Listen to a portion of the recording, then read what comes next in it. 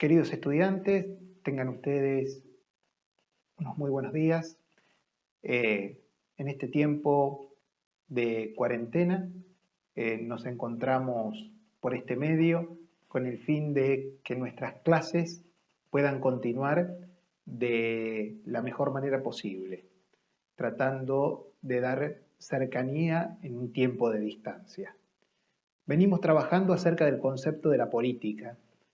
Algunos de ustedes planteaban que la actividad anterior tenía una mirada sesgada o direccionada. Hoy sumamos nuevas miradas. Una nueva mirada desde la posición de nuestra asignatura y una nueva mirada de la autora que vamos a abordar, que es ni más ni menos que Hannah Arendt.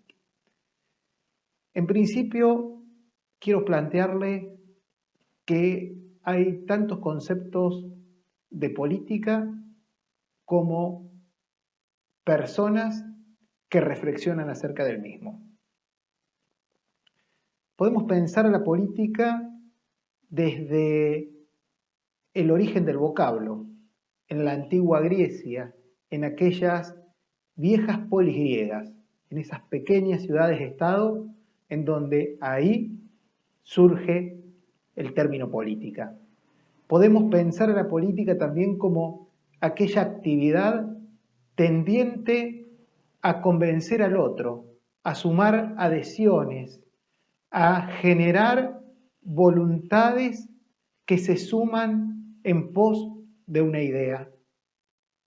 Podemos entender a la política como un sector de toda actividad humana. Podemos pensar también a la política como lo hace el autor Mario Justo López, que va a diferenciar a la política en un sentido formal, en un sentido material y en un sentido material restringido. En un sentido material restringido cuando hace referencia a la actividad o a un grupo en particular. En un sentido material cuando presenta la idea de un proyecto común. Y en un sentido formal cuando es algo que compartimos todos a partir de un deber ser, de un ideal, ¿no? También podemos pensar esta política como en dos facetas. En una faceta estructural que determina funciones en las instituciones y en una faceta más dinámica. Y esa faceta dinámica la vamos a dividir en una idea agonal y una idea arquitectónica. En la faceta agonal vamos a encontrar aquellas personas que tratan de conservar los cargos públicos, ¿tá?, como más ligada a la discusión de quiénes integran las listas. Y en una fase arquitectónica, aquellos que se dedican a pensar el Estado en todas sus dimensiones y cuáles son las mejores políticas a implementar en beneficio de la sociedad. Por otro lado, podemos plantear, como lo estipula Norberto Bobbio, una dicotomía, una diferencia entre ¿qué? Entre pensar la política de lo público y de lo privado. ¿Por qué? Porque hay dos lógicas distintas de pensar el ámbito público del ámbito privado. En el ámbito público, la justicia va a ser distributiva, va a atender al bien común, va a estar regulado por la ley y va a haber una relación entre iguales. En cambio, en el ámbito de lo privado, lo que va a regular va a ser el contrato. El bien que se persigue es un bien personal y la relación que se va a dar dentro de lo privado es una relación de subordinación. Y la justicia va a ser una justicia conmutativa. ¿Tá? Entonces, a esto le podemos sumar otro autor con otra posición que va a ser Germán Vidal Campos, que va a hablar de un sentido de mando y obediencia. Ese sentido de mando y obediencia nos va a decir por qué son más los que obedecen y son menos los que mandan. ¿Y por qué obedecemos? Y va a decir obedecemos básicamente por 4 motivos. Uno por coerción, ¿tá? Por miedo. Otro porque emana de una autoridad, de una decisión estatal. La otra porque nos identificamos con aquellos que nos están mandando. Y la última que lo hacemos por costumbre, porque como siempre se hizo así, continuámoslo haciendo de la misma manera. De esta manera también hay autores que entienden a la política como una relación de amigo o enemigo. En tanto y en cuanto uno acompañe estas políticas, es mi amigo. En la medida que deje de decir o aceptar lo que se plantea, automáticamente pasa a ser mi enemigo. Pero ni es una cosa ni la otra. Por eso sumamos también a que la persona en sí, como lo dice Dahl, podemos hablar de que el hombre puede ser, en este sentido de la política, mundano, político o social.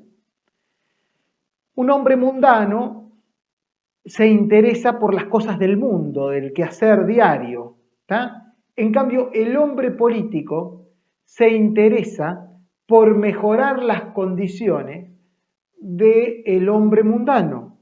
Y el hombre social ve la realidad social y se interesa solo por una porción de ella. Dentro de esto, el hombre lo podemos encontrar, cuando decimos hombre hablamos de humanidad, tanto de varones como de mujeres, podemos estructurarlos en 4 grupos o en 4 extractos. Un extracto apolítico, que no le interesa la política, que dice que no se ve identificado con nada que tenga que ver con lo político.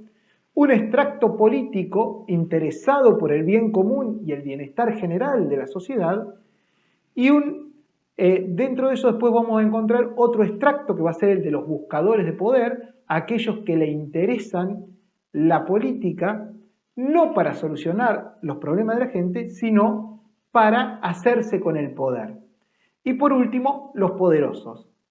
¿Quiénes son los poderosos? Aquellos que no necesitan hacerse con el poder porque son dueños de una porción de poder importante. Por ejemplo, la económica, las grandes empresas, las multinacionales, los grandes bancos, las grandes ligas comerciales que manejan más recursos que los propios estados. Entonces, en esto podemos tener una amplia gama de cómo concebir la política. Nosotros, después de que trabajemos este artículo de Hannah Arendt, esta filósofa alemana, politóloga, socióloga, que ha escrito muchísimo a lo largo del siglo XX, que ha tenido que soportar la Segunda Guerra Mundial, numerosas críticas.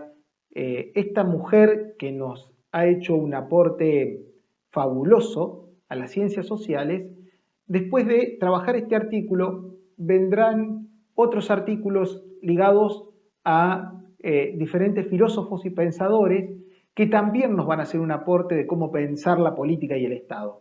Pero eso lo dejamos para más adelante. Podríamos hablar hoy también de Platón, de Aristóteles, de Maquiavelo, de cómo ellos conciben a la política y al Estado, pero lo dejamos para un próximo encuentro. Por hoy queremos darles solo estas aproximaciones acerca de la política. Espero que les haya sido de utilidad para entender lo que venimos trabajando y hacia dónde vamos. Y espero que estén en casa compartiendo con su familia, dedicando un tiempo a la recreación, un tiempo al estudio y un tiempo a poder pensar y a proyectar de acá para adelante. Un abrazo y nos vemos pronto.